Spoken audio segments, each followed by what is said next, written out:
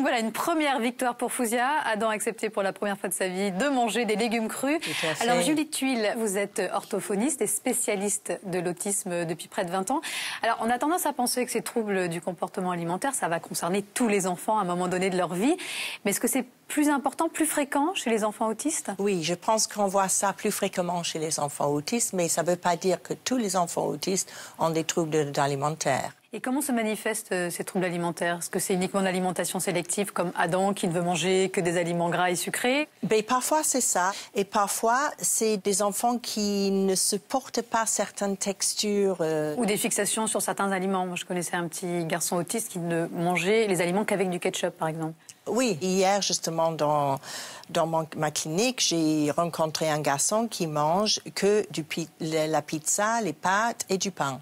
Et voilà. C'est tout. Alors déjà, c'est vrai que les repas deviennent des vrais casse-têtes pour les parents, oui, mais surtout, il peut y avoir urgence parce que dans le cas d'Adam qui, à 8 ans, pèse 57 kilos, il est en surpoids, ça peut être dangereux pour sa santé. Exactement. Et là, la meilleure solution, c'est quoi? C'est d'aller voir une diététicienne? Voir une diététicienne et voir aussi une comportementaliste parce qu'on a vu bien dans cet extrait que la nutritionniste a beaucoup joué sur la motivation de l'enfant. Elle a mis des choses dans une situation très gaie, très colorée, très fun. Et ça, c'est important de mettre l'appui sur les choses qui sont agréables plutôt que d'insister sur les choses que l'enfant refuse ou rejette. Alors, on va parler de l'autisme de façon plus générale. Quels sont déjà les premiers signes à détecter chez un bébé, des signes qui peuvent nous alerter, nous inciter à consulter? Alors, on ne le voit pas toujours parce que parfois ça se passe très bien et on voit les problèmes plus tard vers 1 an et demi, 2 ans. Il y a même des enfants qui commencent à parler et après ça s'arrête. Mais il nous arrive de remarquer chez un nourrisson qu'il ne va pas répondre au sourire de sa maman. Il n'est pas très sociable, il n'est pas dans la réciprocité émotionnelle. Il n'arrive pas à capter son regard ou... Voilà. Il y a aussi une manque de ce qu'on appelle l'attention conjointe. L'attention conjointe, c'est de partager un événement avec une autre personne. Par exemple, il va voir un beau chien, un autre enfant même, avant de savoir parler. Il va peut-être montrer à sa maman, même s'il ne sait pas parler, il y a des gestes, il y a des expressions faciales, etc. Il y a aussi souvent une absence de langage, de développement de langage ou un retard de développement de langage. Et chez les enfants qui parlent, ils ont du mal à soutenir une conversation.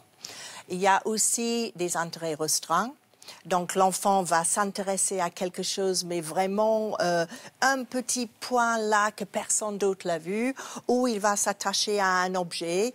Et ils sont souvent dans des rituels, c'est-à-dire que l'enfant va vouloir prendre le même chemin, vouloir faire les choses de la même façon. Et on a ce qu'on appelle aussi des comportements répétitifs qui n'ont pas trop de sens. Donc on a parfois ce qu'on appelle le flapping.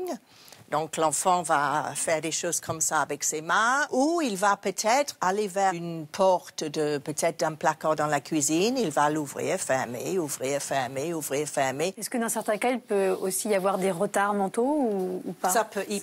Il peut avoir des retards mentaux, mais ça ne veut pas dire que tous les enfants diagnostiqués TSA, donc avec des troubles de spectre autistique, ont des troubles mentaux. D'accord, mais j'imagine que plus la prise en charge sera précoce, plus le diagnostic sera posé tôt, plus on arrivera à réduire ces troubles du comportement. Donc, ça, c'est clair. Il faut être très, très vigilant. Ça, c'est clair. Les recommandations sont vraiment une prise en charge précoce, intensive, si possible, et comportementale.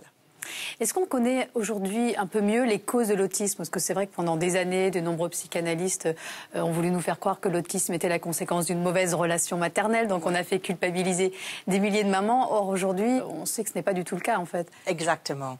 Les études ont montré des facteurs génétiques. Et aussi, les recherches neurologiques ont montré qu'il y a une particularité dans le fonctionnement cérébral. Et pourquoi? On ne sait pas pourquoi. On ne sait pas encore pourquoi. Moi, j'avais entendu parler de certains médicaments pris avant et pendant la grossesse ou un accouchement difficile. On a parlé de certains médicaments pris pendant la grossesse. On parle des facteurs environnementaux comme la pollution. On parle même de vaccins et tout ça. Mais nous n'avons pas encore aujourd'hui les preuves scientifiques pour dire que c'est ces facteurs-là. C'est encore flou et la recherche continue.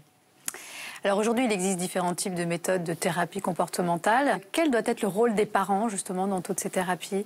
Parce que vous proposez justement des stages, des formations pour les parents. D'ailleurs, vous pourrez trouver toutes les informations sur le site. Mais est-ce qu'on peut parler un peu plus précisément du rôle de ces parents?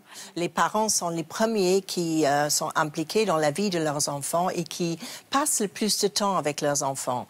Donc, c'est pour ça que nous avons des formations pour former les parents et pour expliquer comment mettre en place ces méthodes comportementales chez eux et dans toutes les activités de la journée avec leurs enfants. Alors, dernière question. Est-ce qu'on peut guérir aujourd'hui de l'autisme? Non, on ne guérit pas de l'autisme, mais avec une intervention précoce, intensive et comportementale, nous pouvons aider les enfants à apprendre. Les enfants peuvent apprendre, ils peuvent s'épanouir et s'adapter plus facilement dans la société. Merci beaucoup Julie Tuile pour ce vrai message d'espoir. La semaine prochaine, nous parlerons des relations fusionnelles entre mère et fille, de l'amour à la haine. Il n'y a souvent qu'un pas. Et nous verrons avec notre spécialiste comment couper le cordon en douceur et retrouver une relation complice et apaisée. Bonne journée à tous et à demain. Bye bye.